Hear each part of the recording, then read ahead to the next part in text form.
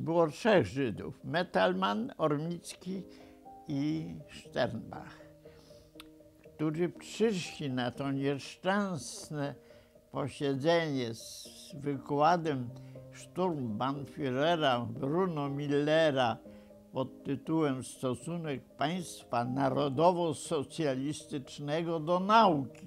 No, mieliśmy praktyczną lekcję, jak ten stosunek wyglądał.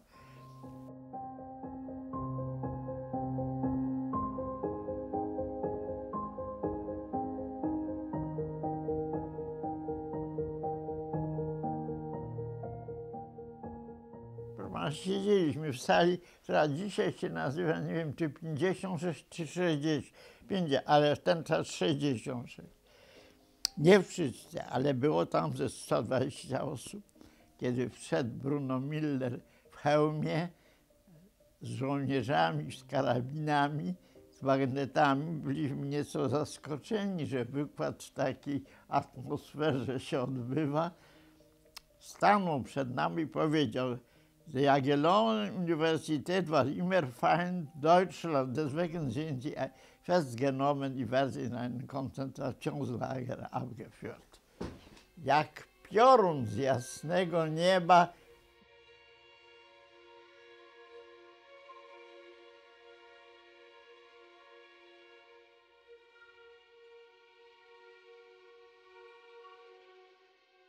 w dodatku ja jeszcze ten dzień przechodziłem dość korzystnie, bo przechodząc Wierzchniecką mieszkałem na Rynku Podgórskim, na szczęście, bo nas Niemcy nie apastowali, Rynek Podgórski. Przechodziłem koło piekarni pana Magiery na Zwierzchnieckiej. Nie wiem, czy panowie obserwują. Otóż ja tam kupowałem chleb. Kiedy wszedłem do pana Magiery, dostałem chlebek, ale dostałem bon na bochenek kilowy chleba codziennie. No, panowie nie zdają sobie sprawy, co to było w tym czasie chleb.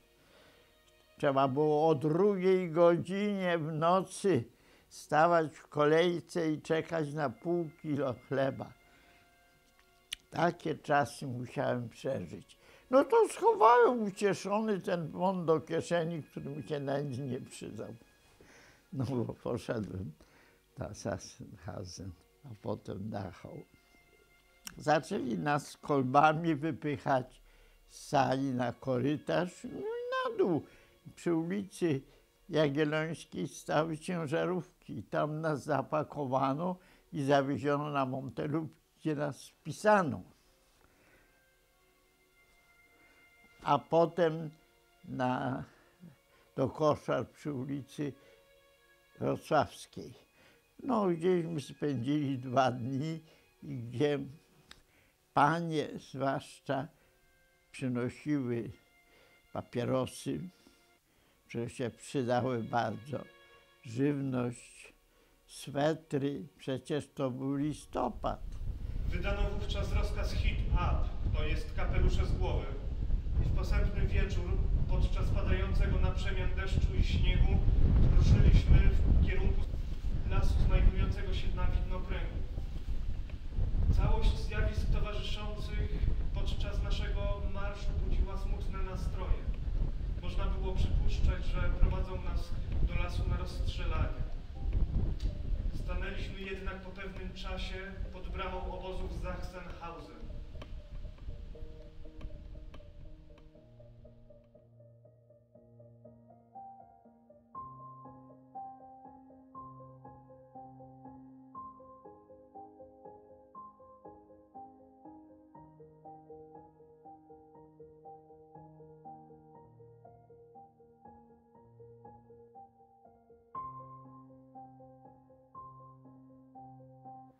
Przed noclegiem wygłosił oficer czy też wachmistrz krótkie pouczenie. Rozkazał słuchać mianowanej starszyzny. Życie wasze tu nie będzie lekkie, są pod sufitem belki, można się wieszać. Trumny darmo.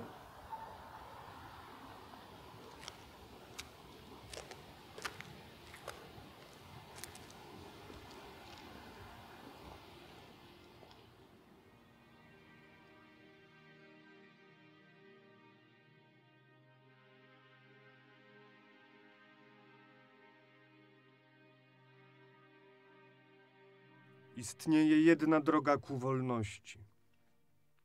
Jej kamienie milowe to posłuszeństwo, pilność, uczciwość, porządek, czystość, trzeźwość, ofiarność, prawdomówność i umiłowanie ojczyzny. Banalne te słowa, nie wiadomo z jakiego zaczerpnięte katechizmu. Nabierają dopiero pikantnego sensu w zestawieniu z rzeczywistością obozową. W czasie musztry i gimnastyki słyszałem raz jeden z zamurów, częste jak na polowaniu strzały i krzyki ofiar strzelanych. Na ogół rozstrzeliwanie było rzadkim zjawiskiem, była to śmierć zanadto honorowa, zresztą śmiertelność była tak duża, że nie było to potrzebne. Poza tym ofiara cierpiała za mało w tak krótkim czasie nagłej śmierci. Zimą umierało dziennie kilkadziesiąt osób, z tych bardzo dużo na placu apelowym. Poniżenie godności ludzkiej było tak straszne, że kiedyś mówiłem na placu apelowym do kolegów, że czy nie byłoby lepiej rzucić się na SS-manów i zadusić ich kilku, a potem zginąć szybko i nagle od kul, aniżeli cierpieć i umierać powoli, tym bardziej, że jest małe prawdopodobieństwo, by nas wypuścili, bo przecież nie będą chcieli zachowywać takich świadków zbrodni jak my. Ponieważ jednak zdarzały się wypadki zwolnienia, wobec tego można było mieć jakąś nadzieję, że z nas, którego też wypuszczą. Zwyciężyła nadzieja wytrzymania. Nabraliśmy stopniowo przekonania, że mniej nas zginie, jeśli zachowamy równowagę, a wówczas ci, którzy pozostaną, będą na wieki świadczyć o kulturze niemieckiej. Leżąc 10 dni w rewirze, byłem świadkiem i innych scen. Przyprowadzono raz na salę starszego Polaka ze skrętem kiszek. Biedak wił się z bólu i jęczał. Nie zaprowadzono go do baraku chirurgicznego, nie wiadomo dlaczego. Może nie spodobał się felczerowi. Jęki chorego wprawiły w istny szał naszego sanitariusza. Przecież biedak zakłócał mu sen.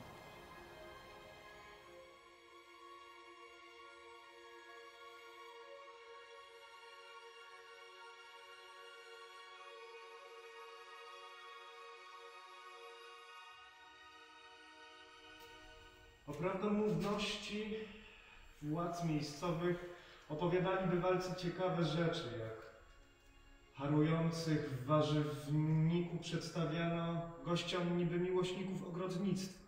Co się tyczy na koniec ojczyzny, to nie wchodząc w kwestię, czyją to ojczyznę wpajano kochać w obozie Polakom lub Czechom, śmiem twierdzić, że sami tamtejsi Niemcy z małymi wyjątkami uczą się tęsknić do klęski Niemiec, bo w niej jedna forma wyzwolenia.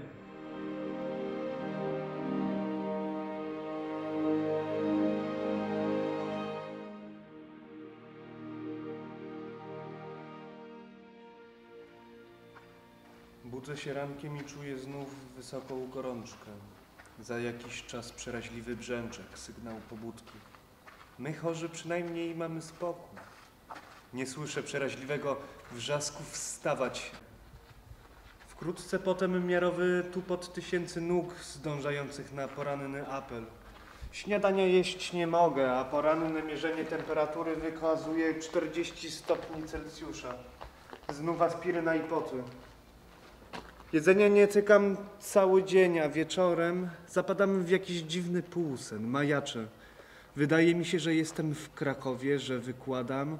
Widzę studentów, którzy jakby na moją komendę zaczynają zawodzić smutną, ponurą pieśń znaną mi z sachsenhauseńskich czasów.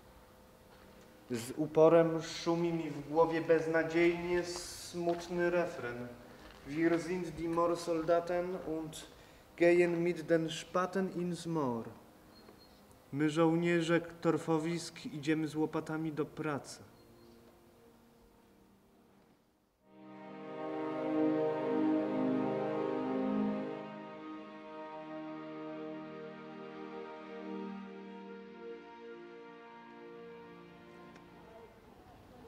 Najstraszniejszymi momentami były śmierci wielkich ludzi. Kazimierza Kostaneckiego, Ignacego Chrzanowskiego, Michała Siedleckiego, Stanisława Estreichera i innych, którzy ginęli tylko dlatego, że pomoc lekarska wobec braku najprymitywniejszych środków była niemożliwa.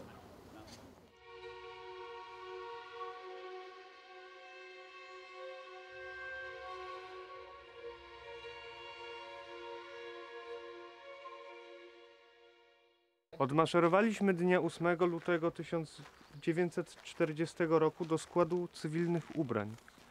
Pozostawiliśmy poza sobą kolegów. W baraku rozpoczęto wydawanie naszych rzeczy. Wywoływano numer i zgłaszał się numer więzień. Biada temu, który nie dość szybko zjawił się po rzeczy. Wówczas SS-man rzucał z całych sił rzeczami na właściciela. Odwiedziło nas 2 oficerów. Jeden z nich oświadczył, że z dniem jutrzejszym, to jest 9 lutego, zostaniemy zwolnieni z Krakowa przez komendę tamtejszej policji. I ostrzegł nas, abyśmy dokładnie wypełniali rozkazy, gdyż w przeciwnym razie powrócimy do obozu. I Mussolini napisał do Hitlera, ażeby nie powodował dodatkowego jakiegoś zaostrzenia stosunków, niech je złagodzi. I stąd te 103 osoby w lutym 1940 roku zostały zwolnione, a myśmy pojechali jeszcze do Dachau. No, ale przetrzymaliśmy. Sachsenhausen trup gęsto padał. Natomiast Dachau jakoś by się uratował.